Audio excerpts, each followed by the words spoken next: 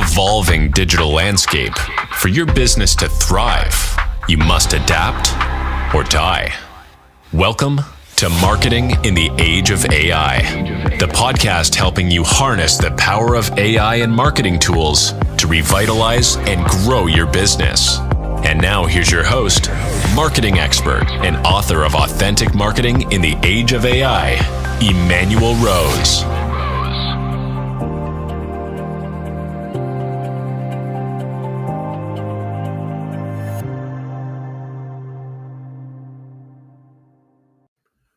Welcome to this episode of Marketing in the Age of AI. We have a great opportunity today to talk and learn about what is really the most fundamental part of managing AI software, I believe, which is prompt writing or prompt engineering. And we get to talk today to Jeff Borschowa, who has dedicated his time, energy, and focus to nerding out on prompt writing. And I say that with all great appreciation, Jeff. Welcome to the show. Well, Emmanuel, thank you for having me on the show, and thank you for recognizing, in anything in life, it's the fundamentals that matter the most. Absolutely. Yep. I learned that when I learned to play Little League, right? We always started each season with the fundamentals of ground balls and batting, and that's what leads to success. I want to quote, I think it was Vince Lombardi, who used to start every training season with, "This gentleman is a football." Right. And I've carried that little quote through my brain through the years. And, I'm going to be really upfront. There are some people that say, "Oh, I've been using AI for 20 years. The reality is the AI they've been using is very different than the AI we have today. I've been an advocate and a convert for the last year, give or take, which in AI years is about 20 years worth of experience. Isn't that true? I also have OCD. I am obsessive, to say the least. And one of the things I always ask is, if this tool is going to make my life better, how do I get the most use out of it? And I kept coming back to prompts. So we're going to talk fundamentals today. And for anybody who doesn't like fundamentals, I promise this is, again, the Navy SEALs talk about smooth is slow, slow is fast, or something like. I always get it wrong, but you need to learn how to crawl before you can walk and run. Yes, right. And I think that's from Willy Wonka. So I like that one too. Well, Jeff, how did you end up at this tip of the spear? I'm sure it wasn't a direct line. So first and foremost, I've spent my entire life being incredibly curious. And I'm that kid when I was in, elementary school, junior high, high school. The teachers would go, "Does anybody but Jeff have questions?" I always knew Jeff had questions. I love it. So literally a lifetime of curiosity, a lifetime of asking. And when AI first came on the scene, when the world discovered ChatGPT, I got to be honest with you, I looked at the noise out there and I said, this thing is not going to do well. I also bet against Google when it first came out. So okay. We're not going to take investment advice from you then, Jeff. I could see don't ask Jeff for stock tips. You will be broke. I promise. But the reason I didn't like ChatGPT in particular was I was listening to the noise out there about it. Right. And what I realized was there was a lot of really loud people who didn't know squat, and they were using ChatGPT to create more noise. Right. And so I judged it incorrectly, and I said, I was blaming the tool for the result when I didn't realize it was the human driving the tool. And so for me, it was just, I had some questions in my own business. I needed, I'm a big fan of training, of systems and processes, of project management, and I'm also not the guy to do those things. And I got tired of looking for a human to do it. So I started looking at how could I use AI to do the things that I apparently couldn't find anyone on the planet willing to do. And Right. that's where I started to see basic results, and I went, maybe. But then I realized that it's the person behind the keyboard. I love business. I'm curious about technology. I'm always looking for better ways to do things. And I realized that at some point I was getting way better results than the quote unquote experts I was following on other Sure. platforms. Yep. Well, that's awesome. Well, let's dig in a little bit and talk about, you open up Chat GPT, you got this cursor, and you've got a challenge, right? Like, I need to write a short white paper for a talk that I'm going to do on healthcare innovations in 2024, 2025. Yep. So how do I approach a topic like that as needing a short white paper? Well, first and foremost, I'll show you how most people get bad results, and then they're surprised they got bad results. Yeah, right. They'll literally go into Chat GPT, and by the way, they'll almost always use the free version, because why would you waste $20 a month on something that can save you 10 hours a week? But that's another conversation. And literally, they'll go in, no context, and say, Chat GPT, write a white paper for me on innovations in healthcare. And I'm not kidding. That was the advice I was getting from people. Yeah. And I'm like, this doesn't feel right to me. So that's how not to use ChatGPT. The good news is how to use it is not much more complicated. All right. That's good. So that is good news. Yeah. the key things, and this is critical, you need to give it a role. You need to give it some background. You need to give it parameters, and you need to give it objectives and maybe an example. So I'll tell you exactly what I do, how I do it. And the key is the first answer is almost always garbage. Yep. So never accept the first answer, because I guarantee you're going to be one of those people who says AI is stupid. I'm going to go back to the old days with the encyclopedias or whatever. Right. So the first thing I always do is give it some context, and just pretend for a minute, Emmanuel, that it's a human being. Okay. You would never give an executive assistant or a team member bad, short, lazy instructions. So I always say, I'm thinking of writing a white paper on innovations in the healthcare space. Here are my thoughts and my particular biases, whatever you want to call it. I'm particularly fascinated by how AI models can predict early stage cancer, something like that. Okay. Like Yep. you give it enough detail that it knows which direction. Because when you use a generic prompt, it is a large language model, so it'll go out to the large language of the universe, and it'll, based on the most common things, it'll give you the most common answer. Right. Which, by the way, experts are unique in that they provide uncommon answers, and as you'll guess, they're variable, like they're kind of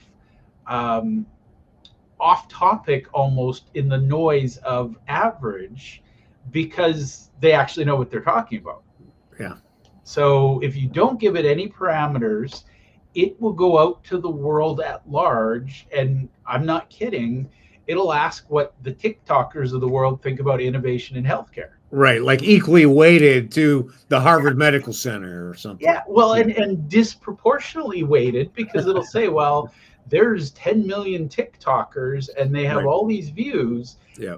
This expert at Harvard only published one paper in 5 years. Right. Therefore, they're an outlier. Let's ignore them. Oh, interesting. Yep. So when you have generic, you get generic garbage answers. Sure. So I give it that first little pass, and I'll say, what are your first thoughts on what things we could do? The second pass, I'll say, who are some experts that are world renowned, world recognized? Because again, I'm training the model to ignore TikTokers. Yeah. and focus on, people who've been published in Harvard Business Review or Harvard Medical Review or Harvard something versus TikTok. Yes. Because if you think about it for half a second, a large language model, because of the sheer volume, it's going to lean towards a YouTuber who's created 50 videos over a Nobel Prize winner who's only published one thing that got them the Nobel Prize. Got it. Yep, that makes sense. All right. So I always ask. So you're refining. That's what. Yep. Yep. Okay, gotcha. And this is called seeding the model. And a lot of people say, oh, I can't be bothered to do that. Well, if you can't be bothered to do it, you're going to get garbage results. Yep. So I seed it with who are the experts in this specific field. And then I'll ask, who are some experts that impact this field that might not be part of this field? And spoiler alert, I always bring in some AI experts, because here's the thing. You might be a world-class medical researcher at Johns Hopkins, but you may not necessarily know what's going on in the world of AI or technology. Sure. Yep. So I always look for the sort of outlier. And once I get some ideas, I will ask the model the next round, what are some hot topics that these experts talk about?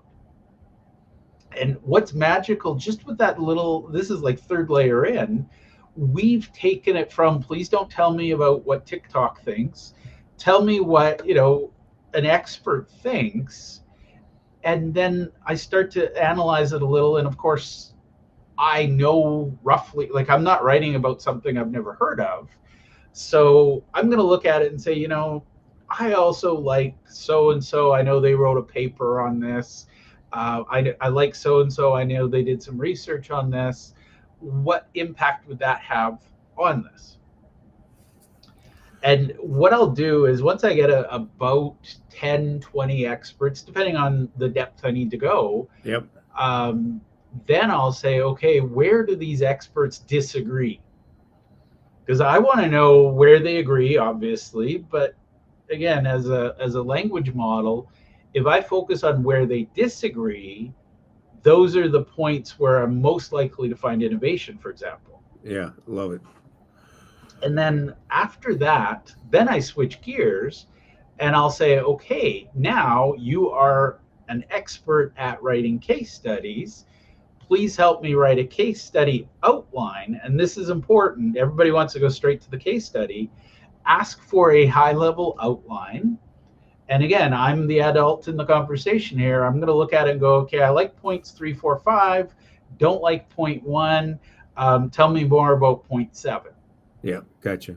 And once we agree on the high-level outline, then I'll ask it to create a detailed outline. And it depends on whether I want research. I'll decide, I'll say, you're a world-class research assistant. You're going to document our resources as well. So I want to just interrupt you because I think that's an important point. World-class, genius, expert in the field. Like that's an important part of every prompt when you're dictating the role of the GPT to answer the question for you. I don't want a copywriter. I want a world-class copywriter. I don't want a researcher. I want an award-winning researcher. All right. So I think for beginners or people who are just getting started, that designation of expert or genius or world-class is a critical part of that initial phase 1 prompt. Yeah. And again, if you've identified an expert who is first in class at something, I'll say, please make sure we consult with Emmanuel Rose on this topic. So it'll bring direct connect to somebody. I love it. That's awesome. So this is about being specific. And, my 2 favorite words, specific, iterative. Because first answer in, you're going to get garbage. Now we've got the high-level outline, then we got the detailed outline. Then I'll say, okay, as a world-class, between us, big fan of the Harvard case studies. So I'll say, you are a world-class expert at writing Harvard case studies. Please write a white paper using the Harvard methodology. Well, I'm not smart enough to remember all the nuances of the Harvard methodology, Right. but because I told AI that it is an expert at it, guess what? It's going to write a better one than if I just said, okay, I'm going to sit down with a blank piece of paper. Without a doubt. Yep. Now, the magic is, okay, once we've written the white paper, what else do we need? We probably need a landing page where somebody can come and download it. We probably need, an email follow-up sequence. There's probably a social media post or two. I switch gears, and this is all in one conversation, by the way. Okay. Yep. And that way you keep the wisdom. We can talk about, training the model outside, but I recognize most people are lazy. They got to get something done. But in the conversation, you'll say, okay, now you are a landing page expert who has a award-winning background in SEO keyword research. What keywords should we feature in our white paper and on our landing page? Right. Please give me an outline of said landing page. Give me a detailed outline of the landing page. Please write the content for the landing page. So 3 prompts in a row. Now, based on the landing page, could you help me write a LinkedIn, let's say we're going to do a LinkedIn newsletter. You give it the role as an expert at LinkedIn newsletters. Help me write the newsletter to promote the landing page and the white paper. Yep. And then, let's write the LinkedIn post that promotes the newsletter. You see how it all nests? Yeah, and so you're taking one blinking cursor, starting with the role, running it through that content development sequence to get an original document, let's just say in this case. And then from that original document, then you're essentially building an entire campaign in that same chat. And one thing I'll point out that I usually don't tell people right up front, put your audience in as well. Nice. Yep. Because if you can tell the model, and the earlier the better, tell it the hopes and dreams, the aspirations. Why does somebody care about this white paper? Right. It is amazing the difference in the outcome versus I'm writing a white paper on innovation in medicine. Right. Because it's very different if we're talking to a room full of doctors or a room full of marketers who work with doctors or a room full of nerds who are going to, alter the way we see medicine. No, that of course the fundamental of marketing is who's the target audience, right? And then what's their ICP or the avatar. Love it. That's a great reminder.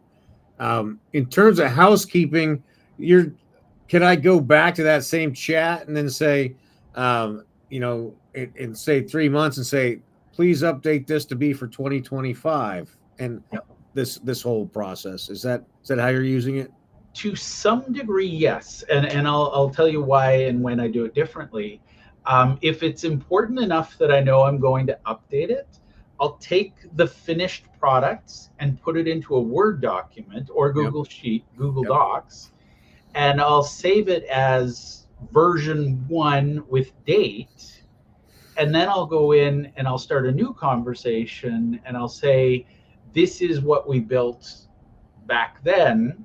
How would that be updated based on current events?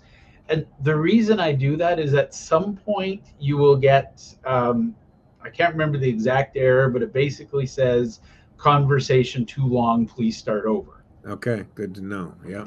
And that's one thing I think a lot of people don't know is the longer your thread gets, the more likely your AI is to get fatigue and to start to hallucinate. So that's interesting.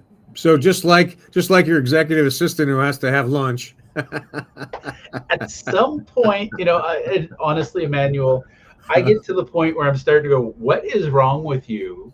And then I'm like, oh, sorry, didn't pause for a break. Yeah, that's interesting. But yeah, it's sort of because, and if you think about it, it's got all of that conversation to remember, plus the entire internet to explore. It's like trying to remember a shopping list of 50 things, and then your spouse calls you and says, "Oh, please add this." And Yeah. it's like, "Oh shit, I just forgot Yeah. everything." Right. Well, let me ask you this, and you might not have a good answer, and that's okay too. Is how do we program in emotional intelligence into each of these prompts so that we get maximum human feel with the output? So there's three different ways to do it, believe it or not. Okay. Okay, so first and foremost, I am a huge fan of personal growth, personal assessment. So I know my Myers Briggs, I know my Colby, et cetera, et cetera. Yeah. um, I will give it that conditioning, and I will say you're a Colby A expert, and you are writing a white paper that will appeal to somebody with a 9 quick start. And it is magical because as a 9 quick start, I can tell you that if somebody writes to, let's say, a high fact finder, I don't read it. Right. So if you just look at Colby, it's got 4 little levers. Disc has another, Yep. there's another 4. Right. That'll get you sort of style. But the other thing is, if you can describe your avatar and how they think. So I'm going to share something. This is no reflection of the stereotype out there. But I asked ChatGPT to explore and study the stereotype of the person, the caricature called Karen. Oh, right. And it is a fascinating journey. If you're a Karen, I don't judge you. But basically, and the reason I picked a Karen is there's so much out there about them. For And sure. this is where the large language model loves videos about Karens complaining. But basically, based on the characteristics, I got it to analyze their language, their patterns, their everything it could about them, and it gave me a really clear, what are their hot buttons, what sets them off, where do you get agreement from them, where do you get disagreement, and it was just one of those things. I don't want to work with Karens personally, Right. nor do I have anything against them. It's just I know they're not a fit for me. So depending on the mood I was in, I asked the model to then write content that would repel Karen or attract Karen. Interesting. Love it. Yeah. So the lesson I got out of that is, everybody pays lip service and says, yes, we need an avatar. But if you can describe how they think, how they act, what they're, and I use 4 points, you can use more. But if you know what they're afraid of, what they aspire to, what frustrates them, and what they want out of life, you've literally got the levers to move somebody in any direction, Sure. either away from me or towards me. Yep. So that's the simple thing. So the really, really simple is you go into ChatGPT and say, I'd like to work on a customer avatar. Who are the experts I should consult with? What do they all agree about? Where do Yep. they disagree? See where I'm going with this? I do. I love it. Yeah, no, I love a clean process or Yeah. aligned. And then once we've got that avatar, every new prompt, every request, I say, our avatar is this. And then it'll customize. So that's the first easiest option, most people getting started.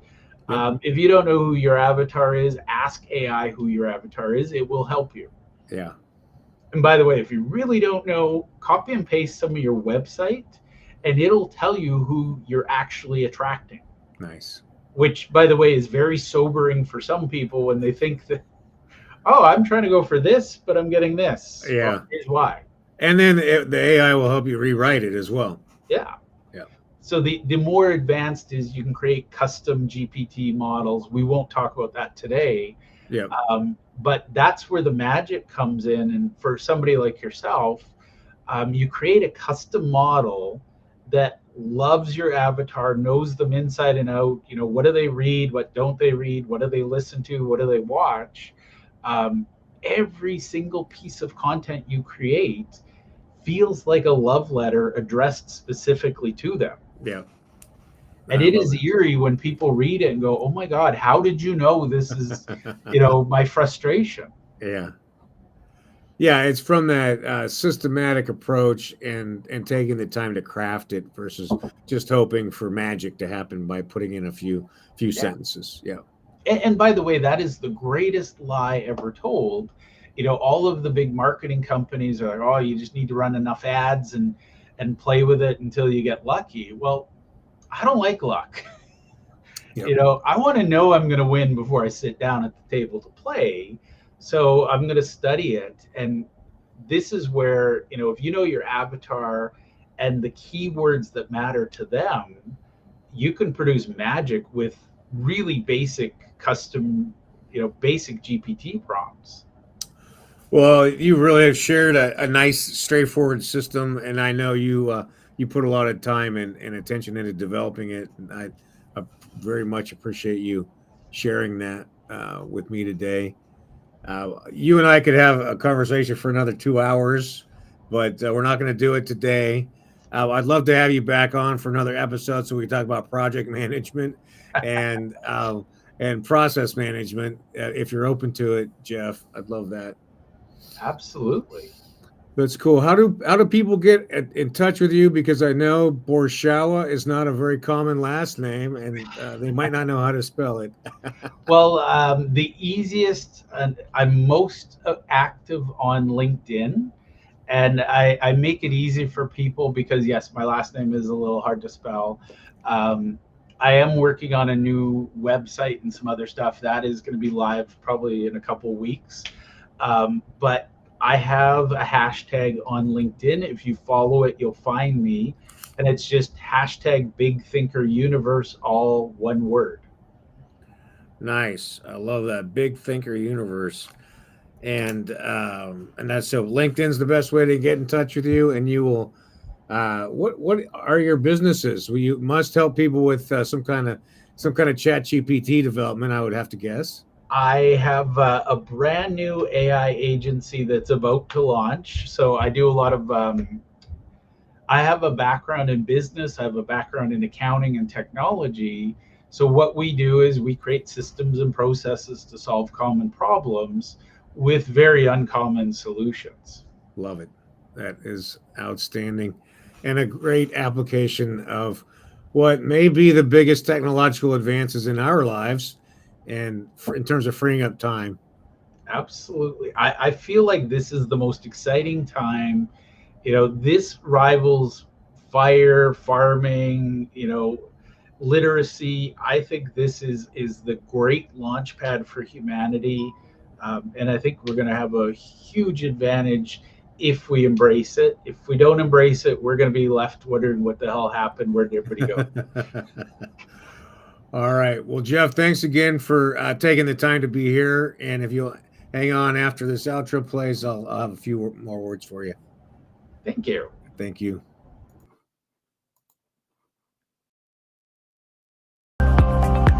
Thanks for listening to Marketing in the Age of AI.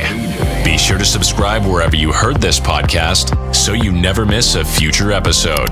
Your copy of Authentic Marketing in the Age of AI is available at Amazon.com or EmmanuelRose.com. You can also connect with Emmanuel on LinkedIn. Thanks again for listening, and we'll see you next time.